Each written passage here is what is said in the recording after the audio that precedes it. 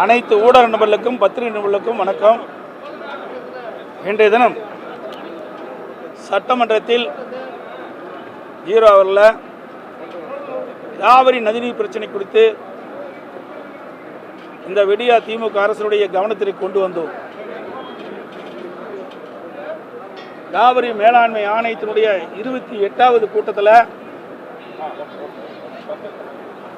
எடுக்கப்பட்ட முடிவு தமிழகத்திற்கு பாதகமானது. இதை நான் சுட்டிக்காட்டினேன். காவிரி நடுவர் மன்றம், அதாவது உச்ச நீதிமன்றம் அளித்த தீர்ப்பு, காவிரி நடுவர் மன்றம் காவிரி வாட்டர் டிஸ்பியூட் ட்ரிபியூனல் அளித்த தீர்ப்பின்படி உச்ச நீதிமன்ற தீர்ப்புக்கு உட்பட்டு செயல்படுவதற்கு மட்டும்தான் காவிரி மேலாண்மை ஆணையம், Kaveri water management authority, Kaveri நீர் முறைப்படுத்தும் குழு, காவிரி வாட்டர் ரெகுலேஷன் கமிட்டி அமைக்கப்பட்டது. எனவே இந்த ஆணையத்தின் பணிகளும் குழுவின் பணிகளும் முறையாக வரையறுக்கப்பட்டுள்ளன. என்னென்ன வரையறுக்கப்பட்ட விவரத்தை இந்த நேரத்தில் நான் தெரிவிக்க வருகிறேன். 1, காவிரி நதிநீரை தேக்குதல், பகிர்மானம் செய்தல், முறைப்படுத்துதல் மற்றும் கட்டுப்படுத்துதல். 2, காவிரி நீர் முறைப்படுத்தும் குழுவின் துணையுடன் அணைகளின் செயல்பாட்டை மேற்பார்வையிடுதல் மற்றும் அவற்றிலிருந்து நீரை பாசனம் மற்றும் இதர தேவைகளுக்கு வழங்குவது முறைப்படுத்துதல். 3, கர்நாடக தமிழ்நாடு எல்லையில் தற்போதுள்ள பில்லிக்குண்டு நீர் அளவை நிலையத்தில் கர்நாடக அரசு நீர் வழங்குவதை கண்காணிப்பது. இவற்றை தவிர வேறு பணிகள் எதுவும் மேற்கொள்ள இந்த அமைப்புகளுக்கு அதிகாரம் இல்லை. இந்நிலையில் புதிதாக மேகதாது அணை கட்டுவது பற்றி விவாதிக்க இந்த ஆணையத்திற்கோ குழுவிற்கோ எந்த அதிகாரமும் இல்லை. அதனால்தான் அம்மாவுடைய அரசு இருக்கின்ற பொழுது கர்நாடக அரசு மேகதாது அணை கட்டுவது குறித்து விவாதத்தை ஆணையத்திடம் கொண்டு வர பல முயற்சிகள் மேற்கொண்ட போதும் அதை விவாதிக்கும் அதிகாரம் ஆணையத்திற்கு இல்லை என்று, இதனை விவாத பொருளாக சேர்க்கக்கூடாது என்று கடுமையாக எதிர்த்து அதை தவிர்த்தோம்.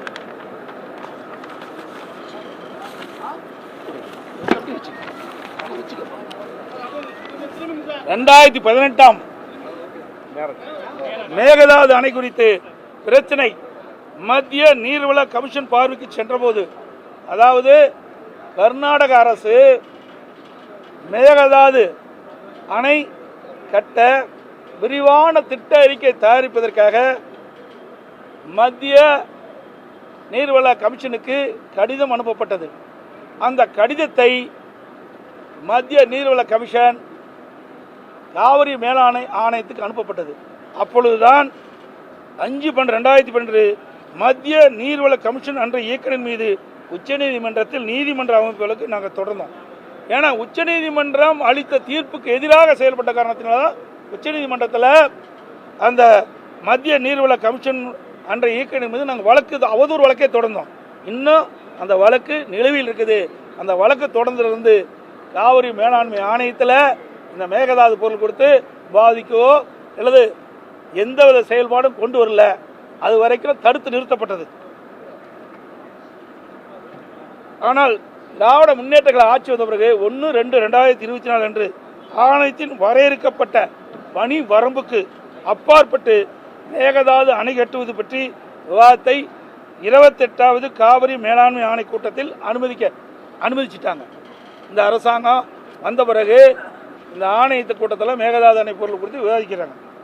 மேகதாது பற்றி விவாதம் நமது எதிர்ப்பை மீறி செயல்பட்டிருந்தால் உடனடியாக இவர்கள் அனுப்பிய அதிகாரிகள் என்ன செஞ்சிருக்கணும்? உடனே அந்த கூட்டத்திலிருந்து வந்திருக்க வேணும், வெளிநடப்பு செஞ்சிருக்கணும், எதிர்ப்பு தெரிவிச்சிருக்கணும். ஆனால் அவர்கள் அந்த கூட்டத்தில் கலந்து கொண்டு ஒரு இக்கட்டான சூழ்நிலை ஏற்படுத்தி விட்டாங்க. இப்போது ஆணையம் அந்த அதிகார வரம்புக்கு சம்மதமில்லாத மேகதாது அணை கட்டுவது குறித்து கருத்தை மத்திய நீர்வள கமிஷனுக்கு, சென்ட்ரல் வாட்டர் கமிஷனுக்கு ஒரு பரிந்துரை செய்துள்ளது. இதுவரைக்கும் நான் ஏற்கனவே சட்டமன்றத்தில் நீர்வளத்துறை அமைச்சருடைய கவனத்துக்கு கொண்டு வந்தேன். அவர் பதில சொன்னார். ஆனால் 28வது காவிரி மேலாண்மை ஆணையத்தில் 28வது கூட்டத்தில் காவிரி மேலாண்மை ஆணையத்தில் என்ன நடந்தது என்ற செய்தியை இது வரைக்கும் சொல்லல. இன்னைக்கு தான் அப்படியே மேலோட்டமாக தான் சொல்லியிருக்கார். ஆகவே இது அன்றைய தினம் எடுக்கப்பட்ட முடிவின்படி காவிரி மேலாண்மை ஆணையம் மத்திய நீர்வள கமிஷனுக்கு அனுப்பியிருக்கிறாங்க. அந்த மத்திய நீர்வள கமிஷன் ஏதாவது முடிவு எடுத்து விட்டா அங்கே அணை கட்டின்ற ஒரு சூழ்நிலை ஏற்பட்டு விடும் என்ற அச்சத்தின் அடிப்படையில் நாங்கள் இந்த இதெல்லாம் 0 அவர்களை எழுப்பணும். ஏன்னா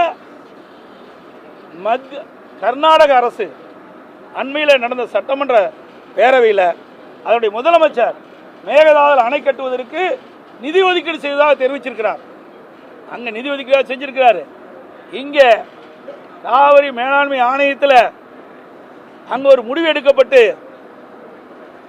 சென்ட்ரல் வாட்டர் கமிஷனுக்கு அந்த முடிவை தெரிவிச்சிருக்கிறாங்க. இப்படிப்பட்ட நிலைமையில் இந்த அரசாங்கம் உடனடியாக நடவடிக்கையில் இறங்கி இருக்கணும். ஆகவே காவிரி மேலாண்மை ஆணையத்துக்கு எந்த அதிகாரம் கிடையாது. அவர் நான் சொன்ன அந்த 3 அடிப்படையில் தான் அது நடக்க வேணும். அதுக்கு மீறிய செயல் என்று சொல்லி சட்டமன்றத்தில் இதற்கு ஒரு கண்டன தீர்மானத்தை கொண்டாந்து நிறைவேற்றி உச்சநீதிமன்றத்தில் வழக்கு தொடர்ந்து தான் இந்த அரசு சரியாக செயல்பட்டு நினைக்கலாம். அதில் எந்தவித பணியும் மேற்கொள்ள. அதே சட்டமன்றத்தில் 28வது கூட்டத்தில் காவிரி மேலாண்மை ஆணையத்தில் எடுக்கப்பட்ட முடிவு சரியில்லை அப்படின்னு ஒரு கட்டண தீர்மானத்தை நிறைவேற்றியிருந்தா இந்த அரசை நாங்கள் பாராட்டியிருக்கோம். அதுவும் செய்யல. அது நிறைவேற்ற பிறகு உச்சநீதிமன்றத்தில் போய் வழக்கு அதுவும் செய்யல. இன்று ஒருவேளை காவிரி மேலாண்மை ஆணையம் அனுப்பப்பட்ட அந்த அடிப்படையில் சென்ட்ரல் வாட்டர் கமிஷன் ஏதாவது சாதகமாக செஞ்சுட்டா தமிழகத்துக்கு பாதகம் ஏற்பட்டு வரும். அனைத்து இந்திய அண்ணா திராவிட முன்னேற்ற கழக அரசு இருக்கின்ற பொழுது உச்சநீதிமன்றத்தில் சட்ட போராட்டம் நடத்தி ஒரு நல்ல தீர்ப்பை பெற்று தந்திருக்கிறோம். அந்த தீர்ப்புக்கு இந்த 28வது கூட்டத்தில் எடுக்கப்பட்ட முடிவு பாதகம் ஏற்படுமோ என்ற ஒரு ஐயம் இப்பொழுது ஏற்பட்டிருக்குது. இன்றைக்கு ஒருவேளை மேகதாதுவில் அணை கட்டப்பட்டு விட்டால் மேட்டூருக்கு தண்ணீர் வராமல் வறண்டு போய்விடும். டெல்டா மாவட்டம் பாலைவனமாகிவிடும். ஆகவே இந்த அரசு அலட்சியமாக நடந்து கொண்டிருக்கின்ற காரணத்தினால தான் இதையெல்லாம் இந்த அரசுடைய கவனத்துக்கு கொண்டாந்துருக்கிறோம். இந்த அரசு இந்த 28வது காவிரி மேலாண்மை ஆணை கூட்டத்தில் உரிய முறையில் கவனம் செலுத்தாமல் அலட்சியமாக இருந்து இன்றைக்கு நாம் வாங்கிய தீர்ப்புக்கு குந்தகம் ஏற்படும் என்ற அச்சம் ஏற்பட்டுகின்ற நிலையை இந்த நேரத்தில் உணர்த்தியிருக்கிறோம். இது குறித்து டெல்டா மாவட்ட விவசாயிகள் கொந்தளிப்போடு இருக்கிறார்கள். இந்த அரசு எது நடவடிக்கை எடுக்கல. ஏன்னா காவிரி மேலாண்மை ஆணையத்திற்கு ஒரு வரையறுக்கப்பட்ட அதிகாரம் இருக்குது. அந்த அதிகாரத்துக்கு உட்பட்டு நடக்கல, அதிகாரத்தை மீறி நடந்திருக்கிறாங்க. அந்த அதிகாரத்தை மீறி நடக்கின்ற பொழுது அனைத்து இந்திய அண்ணா திராவிட முன்னேற்ற கழக அரசு இருக்கும் பொழுது உரிய நடவடிக்கை எடுத்தோம். அதனால இந்த மேகதாது அணை குறித்து எந்த பொருளும் வைக்கல அதிமுக அரசு இருக்க வரை. ஆனால் இந்த விடியா திமுக அரசு வந்த பிறகு இந்த 28வது கூட்டத்தில் இப்படிப்பட்ட ஒரு நிலைமை ஏற்பட்டிருக்குது. இது உண்மையிலேயே கண்டிக்கத்தக்கது. அப்படி அவர் சொல்லிட்டு இருக்காங்க. இப்படிதான் முதல்ல சொல்லிட்டு இருந்தாங்க. அதாவது இதெல்லாம் நீதிமன்றத்துக்கு போயிட்டா நீதிமன்றத்தில் எப்படி தீர்ப்புன்னு சொல்ல முடியாது.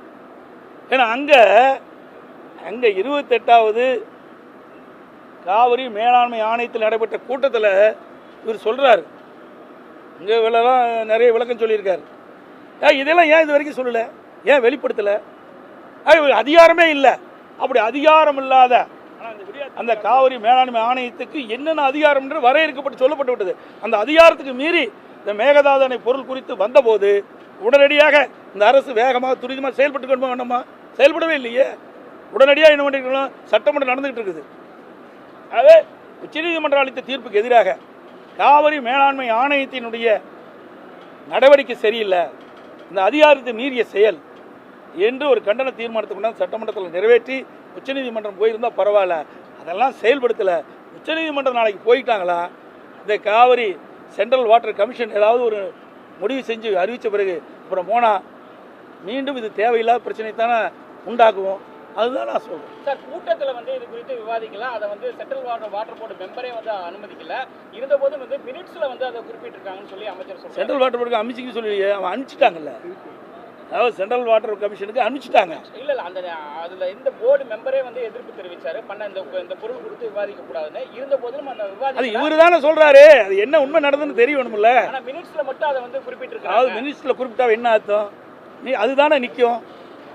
அதாவது மினிட்ல என்ன நிறைவேற்றுறாங்களோ, ஒரு கூட்டத்தில் மினிட்ல என்ன நிறைவேற்றுறாங்களோ அதுதானே நாளைக்கு நிற்கும். நீதிமன்றத்துக்கு போனால் அப்போ நீங்கள் உங்களுடைய அதிகாரிகள்லாம் அங்கே உங்களுடைய தமிழ்நாடு அரசுடைய அதிகாரிகள் அங்கே வைக்கிறாங்க. மினிட்ல நிறைவேற்றப்பட்ட பிறகு எல்லாம் கையெழுத்து போட்டு தான் நிறைவேற்றியிருப்பாங்க. மினிட் கூட்டம் சும்மாலாம் எடுக்க முடியாது. அப்படி நிறைவேற்றி சென்ட்ரல் வாட்டர் கமிஷனுக்கு போன பிறகு இது எந்த பாதிப்பை ஏற்படுதுன்னு எண்ணி பார்க்கணும்.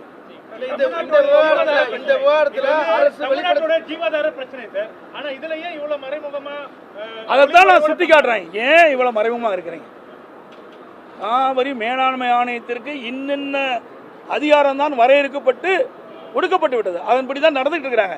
இதை மீறி வருகின்ற போது நாங்கள் நீதிமன்ற அவமதிப்புகளுக்கு தொடர்ந்து நீதிமன்ற நிலுவையில் இருக்குது. அப்போ இருந்த காரணத்தினால தான் இந்த பொருள் குறித்து எதுவுமே வைக்கல. அதிமுக அரசு இருக்க வரைக்கும் மேகதாது அணை குறித்து இந்த காவிரி மேலாண்மை ஆணையத்தில் எந்த பொருள் வைக்கல. ஆட்சி மாற்றம் வந்த பிறகு இந்த அரசு வந்த பிறகு இப்போ இந்த பொருள் வச்சிருக்காங்கன்னா சந்தேகம் ஏற்படும். கர்நாடகா கூட்டணி அவங்களோட கூட்டணியில தான் இருக்கிறாங்க. இதுல டிரான்ஸ்பரன்சி இல்லாம இருக்கு. ஒரு மெத்தன போக்கா இதை கையாளுறாங்களா? அதுதான் ஒரு அலட்சி போக்காக இருக்கிறாரு.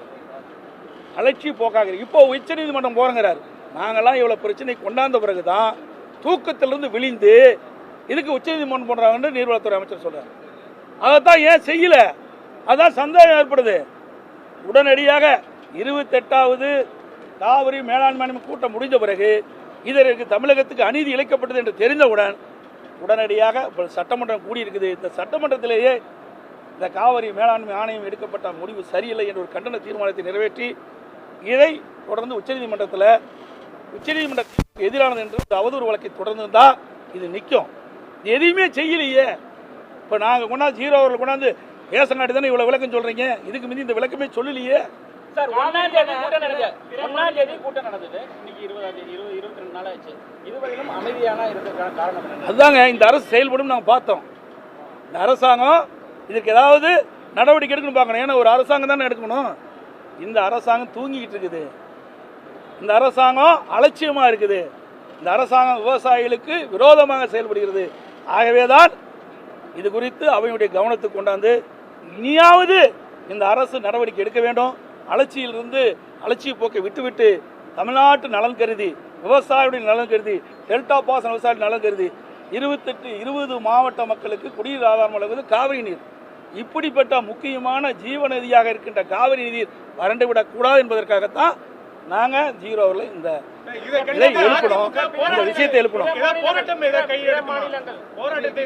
இன்றைக்கு விவசாயிகள் மத்தியில் ஒரு பெரிய கொந்தளிப்பு ஏற்பட்டுள்ளது. விவசாய சங்கத்தை சேர்ந்தவங்க எல்லாம் இடத்துல நாடிக்கொண்டிருக்கின்றார்கள்.